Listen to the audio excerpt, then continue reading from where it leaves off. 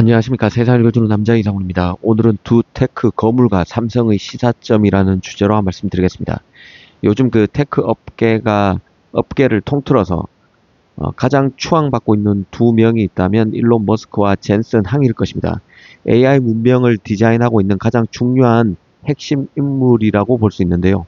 사실 이들의 발언 하나하나는 인사이트가 있습니다. 특히 개인적으로 최근 그 했다는 머스크의 치즈버거 팹 발언과 젠슨 항이 최근 대만의 TSMC를 방문해서 말했다는 10년 내 2배 용량 증설이 필요하다는 발언이 유독 눈에 띄었습니다.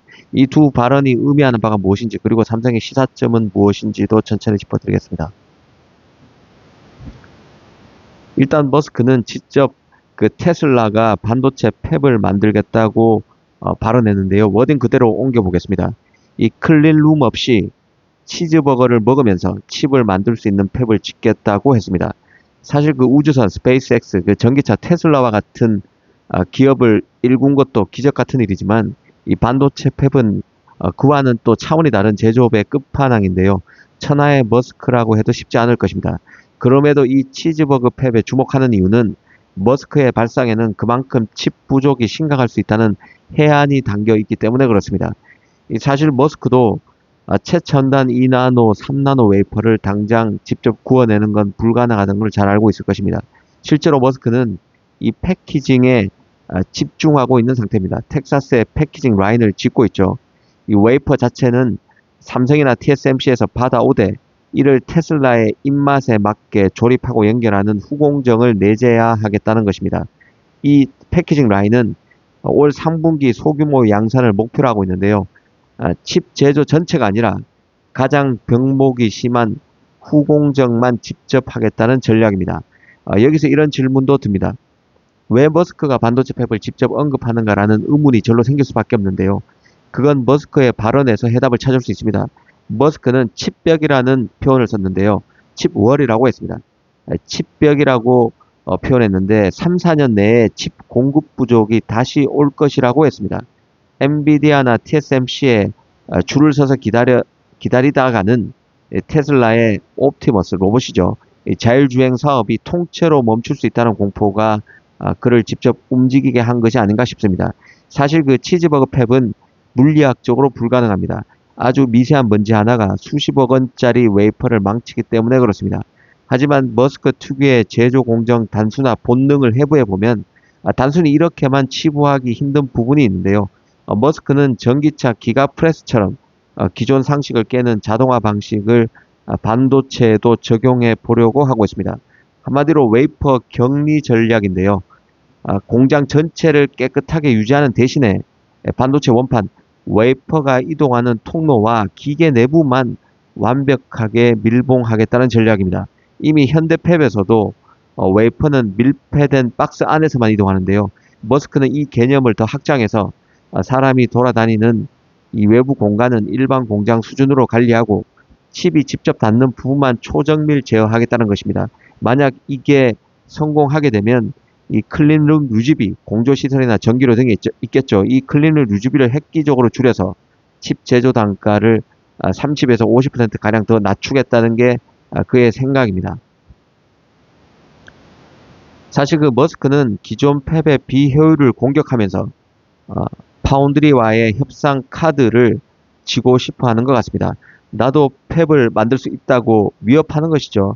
이러면서 생산 시설을 구축하는 것만으로도 성공 여부와 별개로 삼성과 TSMC로부터 더 좋은 조건과 우선순위를 받아낼 수 있습니다. 머스크는 현재 텍사스의 자체 패키징 조립 라인을 먼저 가동한다는 입장인데요. 웨이퍼는 삼성이나 TSMC에서 구워오되 마지막 조립과 테스트만 직접 하면서 제조 노하우를 쌓는 단계적 접근을 하고 있습니다. 머스크가 텍사스의 패키징 라인을 조립한 것도 삼성의 테일러팩과의 시너지를 염두에 두고 그쪽 라인에서 인프라를 누리겠다는 계산도 깔려 있다고 봐야 합니다. 사실 그 머스크의 치즈버거 팹이 삼성을 대체할 확률은 매우 낮다고 보는 게 합리적인 추론입니다. 하지만 그의 도전 자체가 파운드리 독점 체제를 위협하고 반도체 가격 협상력을 머스크 쪽으로 더 가져오게 만드는 효과는 확실히 있을 것으로 봅니다. 결국 머스크는 내가 직접 만들 수도 있으니 삼성 너희들 나한테 칩을 싸게 그리고 빨리 공급하라고 압박하는 고도의 전략을 펼치고 있는 것으로도 해석해 볼 수 있을 것입니다. 이제 젠스랑을 한번 보겠습니다. 젠스랑은 최근 그 대만 타이베이에서 TSMC 회장 웨이 저자와 만찬을 하면서 향후 10년 내 TSMC의 생산 능력이 2배 이상 늘어나야 한다고 요청했습니다. 머스크의 행보와 정반대라고 볼 수 있는데요. 이 두 천재는 현재 AI라는 거대한 파도 위에 있지만 반도체를 바라보는 관점은 완전히 다릅니다. 젠슨왕이 2배 증설을 외치는 진짜 이유는 AI 인프라의 주도권을 계속 쥐고 있겠다는 의지 때문으로 봐야 하는데요. 암페어, 호퍼, 블랙 앤 루빈, 이게 바로 엔비디아의 GPU 계보인데요. 여기에서 보던 엔비디아는 현재 1년 단위, 1년도 채 안 되는 주기로 신제품을 내놓고 있습니다. 차세대 칩인 루빈 생산을 위해서 TSMC의 모든 공정, 2나노 공정이죠. 이 모든 공정과 첨단 패키징, 칩온, 웨이폰, 서브스트레이트 용량을 싹쓸이하고 있는 게 엔비디아입니다. 엔비디아가 TSMC 용량을 선점하게 되면 구글, 아마존, 테슬라 같은 기업들은 칩을 설계해도 만들 공장이 없게 됩니다. 루비는 3나노로 만들지만 이미 엔비디아가 3나노, 2나노 공정을 지금 싹쓸이 하다시피 하고 있는 상황입니다. 애플과의 용량 경쟁이 심각하죠. 그래서 애플이 지금 2027년에 아이폰 18 일반 모델을 양산할 수 있다는 루머까지 지금 번지고 있는 상황입니다. 머스크가 내가 직접 팹을 짓겠다고 나선 근본적인 배경은 바로 엔비디아의 이 용량 독점 때문에 비롯된 것으로 볼 수도 있을 것입니다.